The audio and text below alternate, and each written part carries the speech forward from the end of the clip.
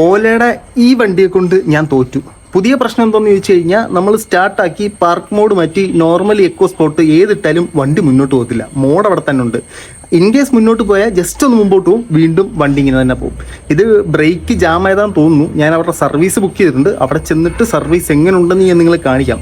അതോടൊപ്പം 8 ഇയറിൻ്റെ ഒരു extended warranty നമുക്ക് പറഞ്ഞിട്ടുണ്ടായത്, അത് തന്നിട്ടില്ല. അതെന്താണെന്ന് നമുക്ക് ചോദിക്കാം. ഇതാണ് പ്രശ്നം. എക്കോ സ്പോർട്ട് ഏതിട്ടിട്ട് ആക്സിലേറ്റർ കൊടുത്താലും മോഡ് മാറും, പക്ഷേ വണ്ടി മുന്നോട്ട് പോകത്തില്ല. ഇത് ബ്രേക്ക് ജാമായി തന്നെയാണെന്നാണ് എൻ്റെ അനുമാനം. എന്തൊക്കെ ചെയ്തിട്ട് വണ്ടി അനങ്ങത്തില്ല. കുറച്ചനങ്ങിയാൽ കുറച്ച് കഴിയുമ്പോൾ നിന്ന് പോകും.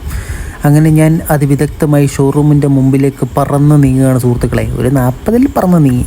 ഓല കസ്റ്റമേഴ്സിൻ്റെ പെയ്ഡ് സ്വപ്നമായ ഓല ഷോറൂം ഒന്നും നടക്കത്തില്ല. കയറി നോക്കാം.